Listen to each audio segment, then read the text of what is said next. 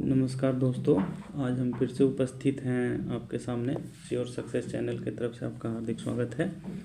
आज फिर हम उपस्थित हैं साइंस के 20 अति महत्वपूर्ण प्रश्नों के साथ दोस्तों। इससे पहले हम इतिहास के प्रश्न करवा रहे थे दोस्तों, तो ये 20 प्रश्न हैं अभी दोस्तों। ये ऐसे 500 तक प्रश्न जाएंगे दोस्तों, जो अति महत्वपूर्ण प्रश्न रहेंगे साइंस से। तो आइए हम लोग पहले प्रश्न को देखते हैं दोस्तों। प्रकाश वर्ष किसकी इकाई है? प्रकाश वर्ष किसकी इकाई है दोस्तों? पहला है समय, ऑप्शन बी है धारा, ऑप्शन सी है दूरी, या ऑप्शन डी है प्रकाश। तो जैसा कि आपको ज्ञात होगा दोस्तों, प्रकाश वर्ष जो इकाई है वो है दूरी की, अर्थात ऑप्शन सी इसका सही आंसर होगा दोस्तों। प्रश्न संख्या 2 की तरफ चलेंगे।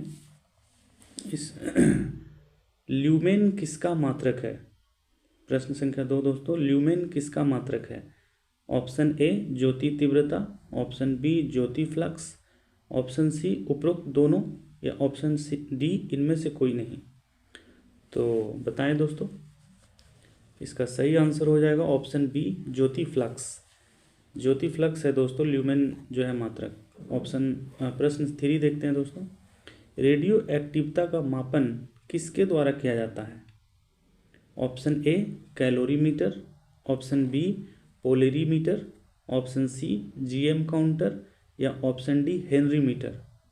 तो इसका सही आंसर होगा दोस्तों, इसका सही आंसर ऑप्शन सी होगा दोस्तों, जीएम काउंटर। ऑप्शन सी इसका सही आंसर है दोस्तों, जीएम काउंटर। इसको अंग्रेजी में गीगर मूलर भी कहा जाता है, फुल फॉर्म दोस्तों गीगर मूलर काउंटर। चौथा प्रश्न है दोस्तों, 1 किलोवाट आवर ऊर्जा का जूल में रूपांतरित मान निम्नलिखित में से कौन सा है? Option A 1.8 into 10⁻6 joule, option B 3.6 into 10⁻6 joule, option C 4.6 into 10⁻6 joule, या ऑप्शन डी 9.6 इंटू 10⁻6 जूल। तो बताएं दोस्तों,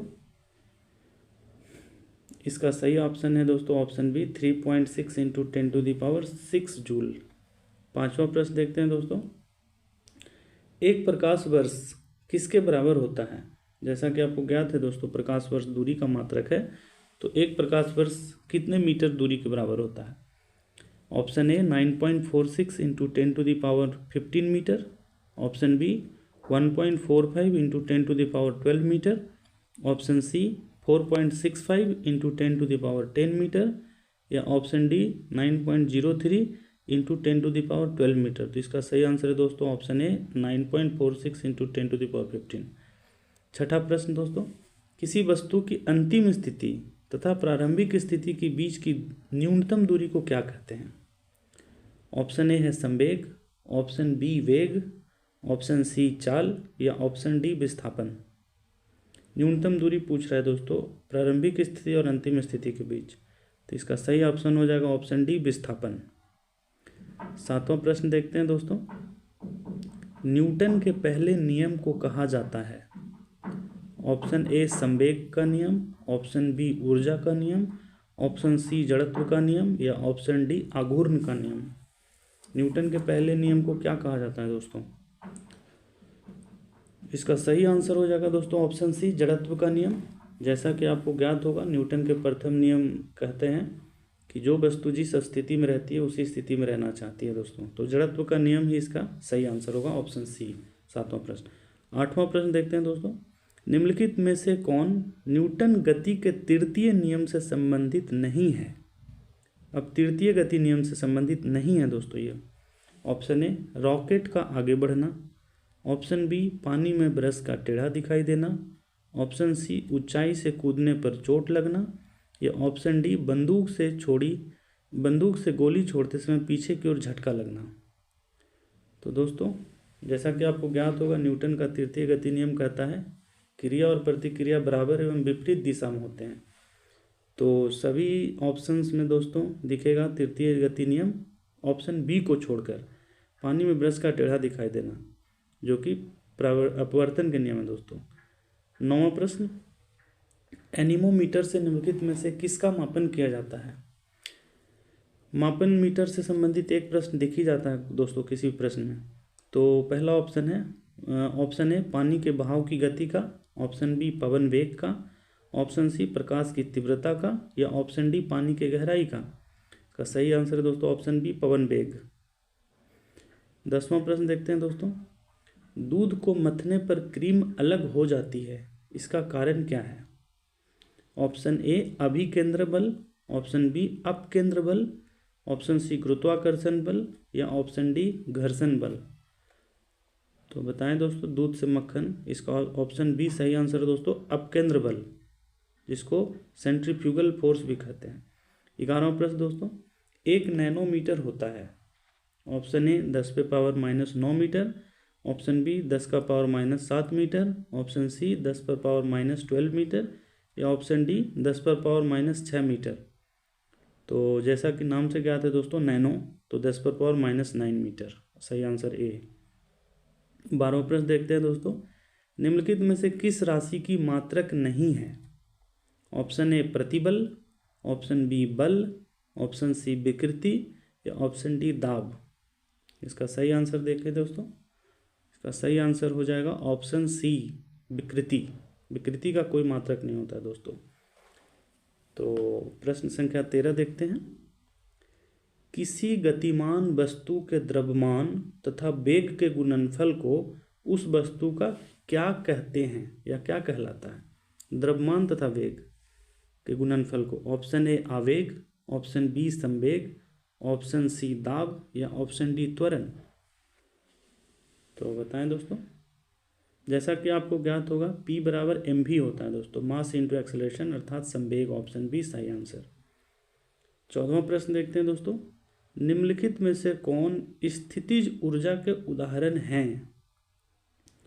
ऑप्शन ए बांध बनाकर जमा किया गया पानी की ऊर्जा, ऑप्शन बी घड़ी में संचित ऊर्जा, ऑप्शन सी तनी हुई स्प्रिंग में संचित ऊर्जा, या ऑप्शन डी उपयुक्त सभी। तो आप जैसा देखेंगे दोस्तों सभी ही इसका सही आंसर है ऑप्शन डी। 15वां क्वेश्चन दोस्तों, 1 हॉर्स पावर होता है, 1 हॉर्स पावर कितने वाट के बराबर होता है? Option A 676 watt, option B 764 watt, option C 746 watt, या ऑप्शन डी 646 वाट। इसका सही आंसर हो जाएगा दोस्तों ऑप्शन सी 746 वाट, 746 वाट। 16वां प्रश्न देखते हैं दोस्तों, ठोस कोण सॉलिड एंगल को मापने की इकाई क्या है? Option A radian, option B ज्योति तीव्रता, ऑप्शन सी अस्टेरेडियन, या ऑप्शन डी फर्मी। तो इसका सही आंसर हो जाएगा दोस्तों, सॉलिड एंगल मापने की इकाई है ऑप्शन सी अस्टेरेडियन। अस्टेरेडियन इसका सही आंसर है दोस्तों। 17वां प्रश्न देखेंगे, अस्टेरेडियन इसका सही ऑप्शन हो जाएगा ऑप्शन सी, सॉलिड एंगल मापने की इकाई दोस्तों अस्टेरेडियन। 17वां प्रश्न, फाइबर ऑप्टिक्स किस सिद्धांत पर काम करते हैं? फाइबर ऑप्टिक्स किस सिद्धांत पर काम करते हैं? ऑप्शन ए प्रकाश प्रकीर्णन, ऑप्शन बी पूर्ण आंतरिक अवशोषण, ऑप्शन सी पूर्ण आंतरिक परावर्तन, या ऑप्शन डी ध्रुवन घूर्णन। तो इसका सही आंसर हो जाएगा दोस्तों प्रकाश का पूर्ण आंतरिक परावर्तन सिद्धांत पर फाइबर ऑप्टिक्स काम करते हैं दोस्तों, ऑप्शन सी। 18वां प्रश्न देखते हैं दोस्तों, वाहन चालन हेतु पश्च दृश्य दर्पण होता है, जो पीछे की ओर देखने के लिए जो दर्पण होता है वो कैसा होता है दोस्तों? ए साधारण, बी अवतल, सी उत्तल, या डी प्रतिलोमित। इसका सही आंसर हो जाएगा दोस्तों, आप बताएं पीछे देखने में कौन सा दर्पण यूज होता है दोस्तों? ऑप्शन सी उत्तल, क्योंकि ये ज़्यादा जगह कवर कर सकता है दोस्तों, ज़्यादा एरिया कवर कर सकता है उत्तल दर्पण, छोटे से उत्तल दर्पण ज़्यादा एरिया कवर कर सकता है, इसलिए वाहनों में इसका प्रयोग होता है दोस्तों। प्रश्न 19, एक्सरे की खोज किसने की थी? Option A Becquerel, option B Roentgen, option C Marie Curie, या ऑप्शन डी वान लीव। इसका सही आंसर बताएं दोस्तों, सही ऑप्शन बी रोएंटजन, एक्सरे की खोज रोएंटजन ने की थी। 20वां प्रश्न दोस्तों, निम्नलिखित में से किन तरंगों को निर्वात के माध्यम से संचरित नहीं किया जा सकता है? निर्वात में जो तरंग निर्गत संचरित नहीं हो सकते दोस्तों, ऑप्शन ए प्रकाश तरंग, ऑप्शन बी ध्वनि, ऑप्शन सी ऊष्मा तरंगे, ऑप्शन डी विद्युत चुम्बकीय तरंगे। तो इसका सही आंसर बताएं दोस्तों।